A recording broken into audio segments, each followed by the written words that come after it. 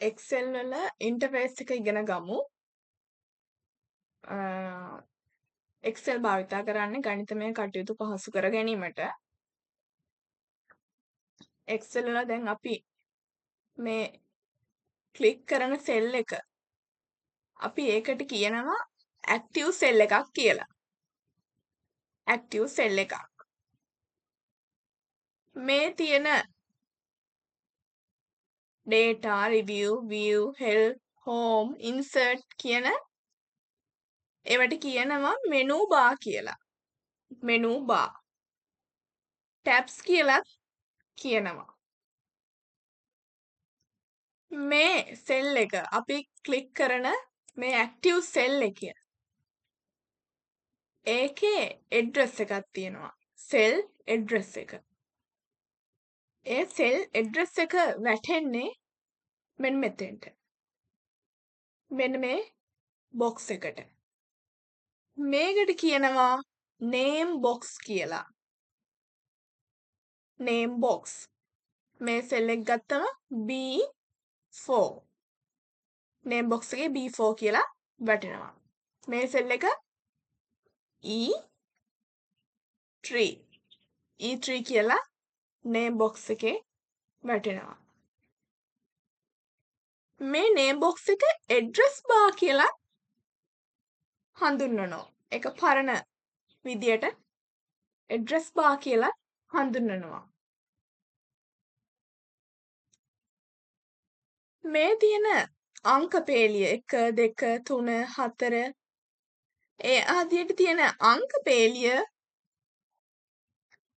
row headings කියලා හඳුන්වනවා. row headings. row එකක් කියන්නේ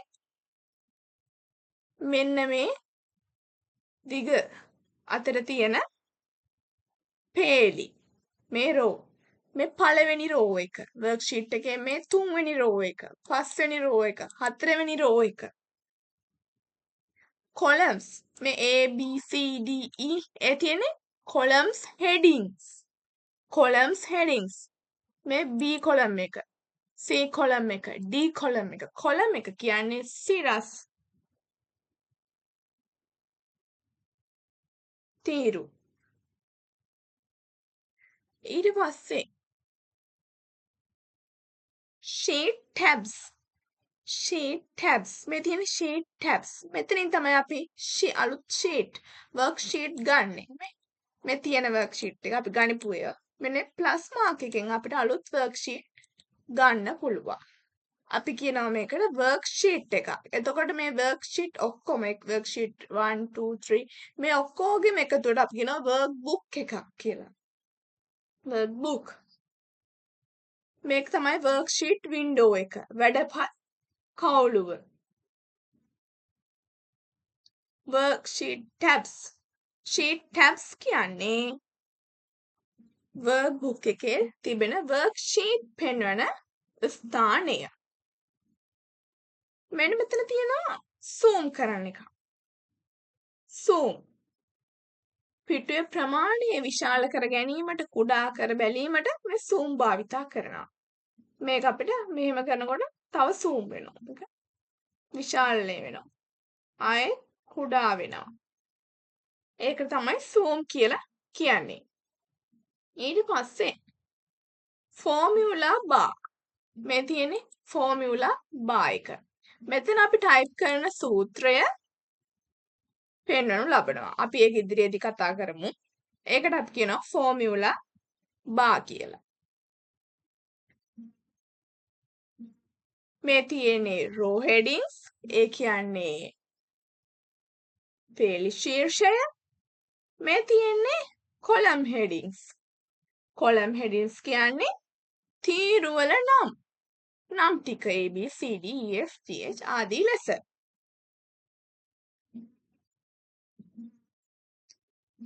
අපි යම් අපේ මේ ඇක්ටිව් සෙල් එකට වර්ණයක් ලබා දෙන්න home tab එකේ font වල මෙන්න මේ color bit එකේ මේ චූටි හිස් මේක මේ සලකුණු මත ක්ලික් කරලා අපි color එකක් දෙමු. color එකක් දුන්නම සෙල් එක color වෙනවා. අපිට මේ කොලම් එකම කලර් එකක් දෙන්න ඕන නම් කොලම් එකේ heading එක select කරලා කලර් එක දෙන්න. මෙන්න මේ රෝ එක select කලර් එකක් දෙන්න නම් ඒ රෝ එකට කලර් එකක් දෙන්න. ඊට පස්සේ මේ රෝ එකයි මේ කොලම් එකයි කැපෙන ස්ථානයට අපි වෙන පාටක් දෙමු.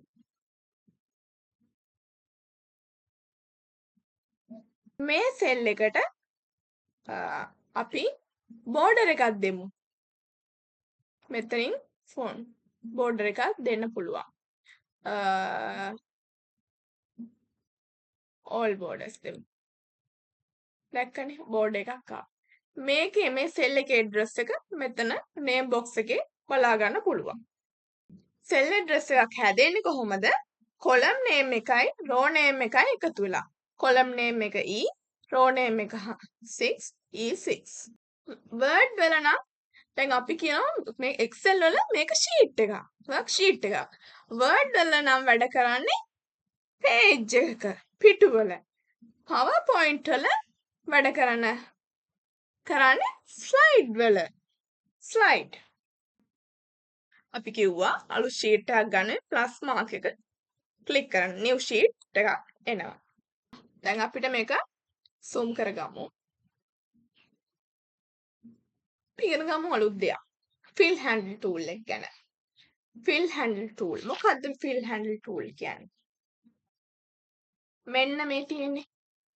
fill handle tool කියන්නේ මේ active cell එකේ දකුණු පස පහළින්ම තියෙන මේ mark එක. මේ තියෙන්නේ. මේක. හරිද? මෙතන මේ තියෙන්නේ තිතක් වගේ. ඒක තමයි file dot සලකුණ. අන්න ඒක තමයි fill handle එක කියලා කියන්නේ.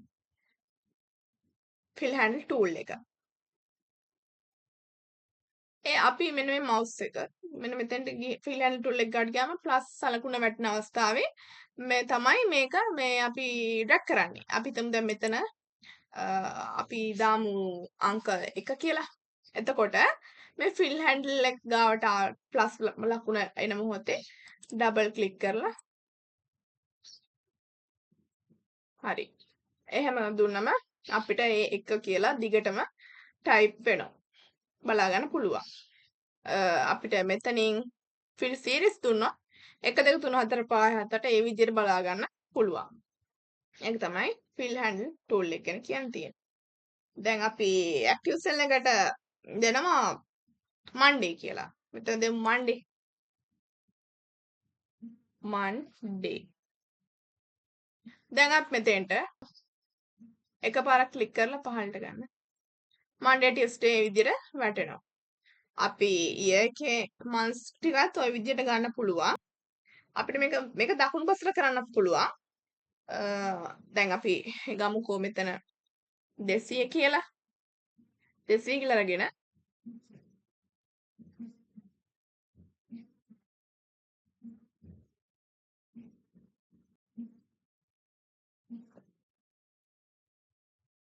fill handle tool එක fill handle tool එක නැතුව අපි මෙහෙම select කරමු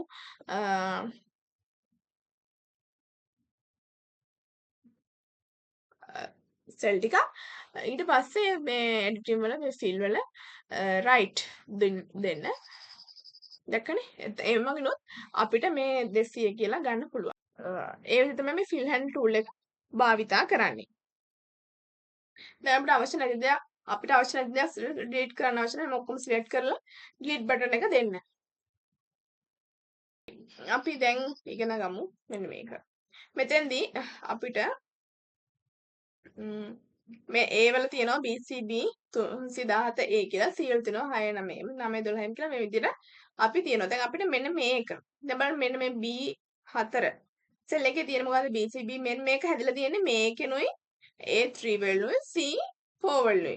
මේක තමයි මුලට තියෙන්නේ. මේ ටික තමයි අගට තියෙන්නේ. එතකොට අපිට මේ ටිකත් ඒ රටාවටම හදා ගන්න ඕන නම් අපි මේ ටික මෙහෙම සිලෙක්ට් කරන්න ඕන. සිලෙක්ට් කරලා ඉවර වෙලා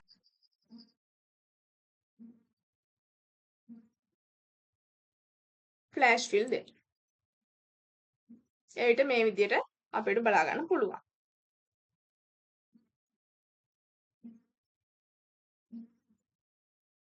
මෙතනත් ඒ විදිහම එකක්.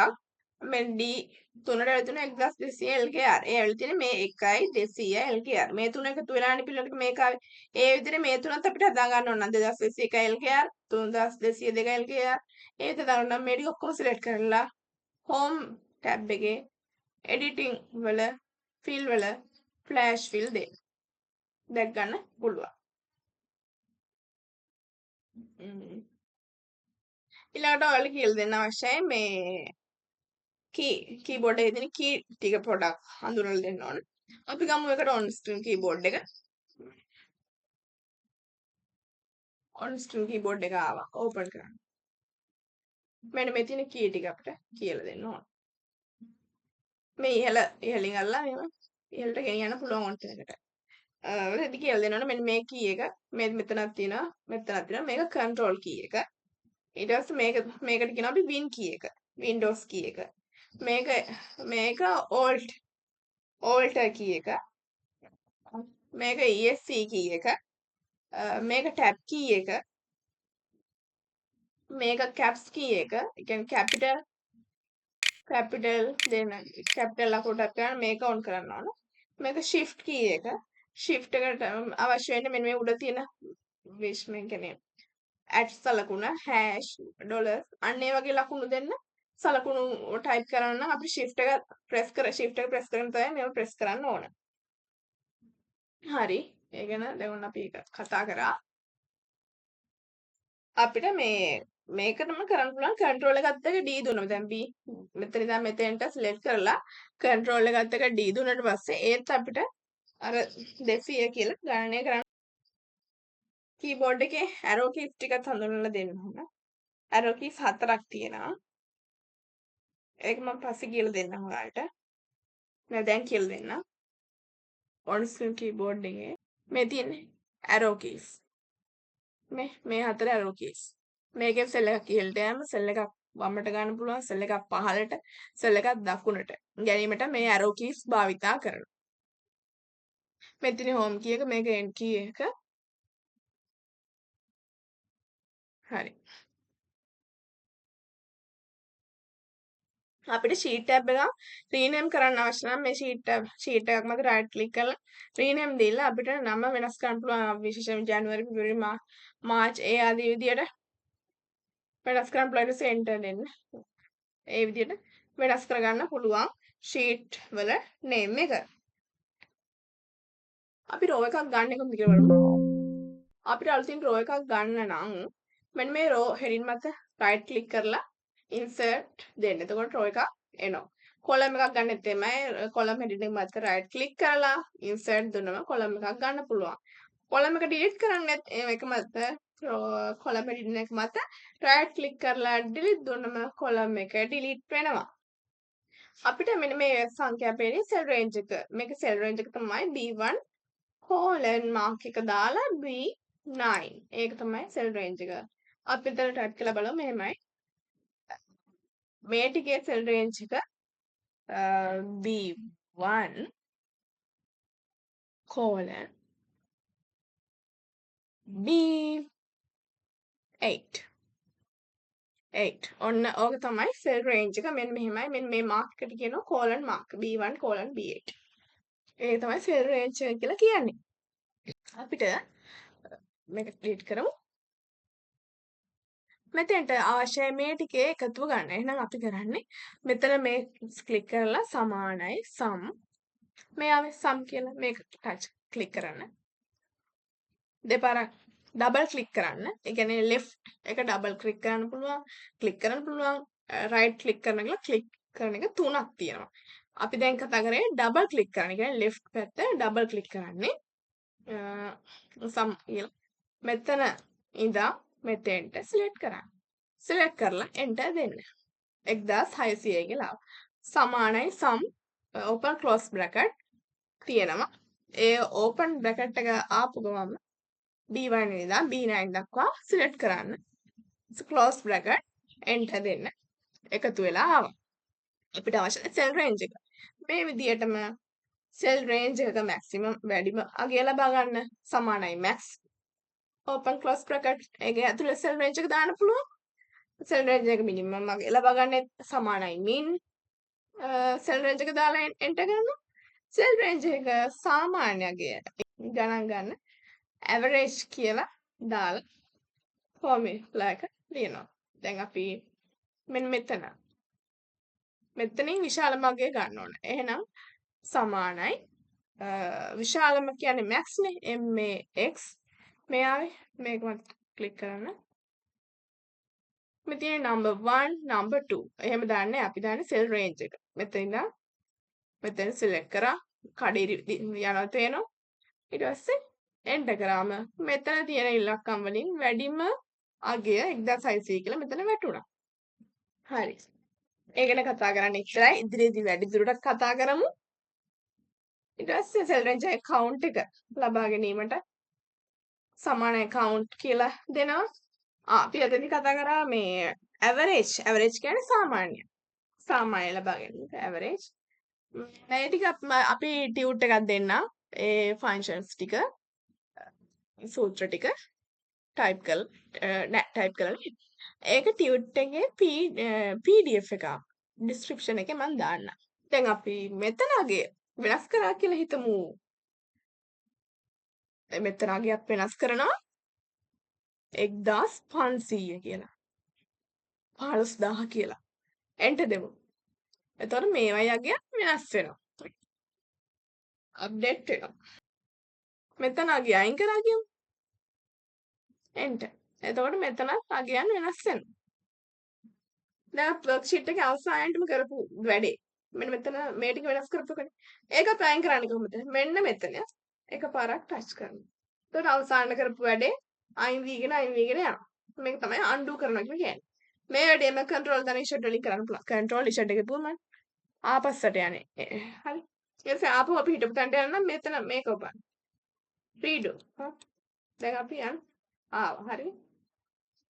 හරි. අපි අද පාඩම මෙතනින් ඉවර කරනවා. ඊළඟ දවසේදී අපි කතා කරනවා home tab එක ගැන, charts ලබා ගැනීම, functions, conditional formatting, advanced filtering, data validation, tracing, print කිරීම දක්වා අපි Excel කතා කරනවා. සම්පූර්ණ දින 3කින් වගේ ඉවර කරනවා. ඊට පස්සේ අපි Word එකේ වැඩ පටන් ගන්නවා. ඊට පස්සේ PowerPoint access. හරිනේ?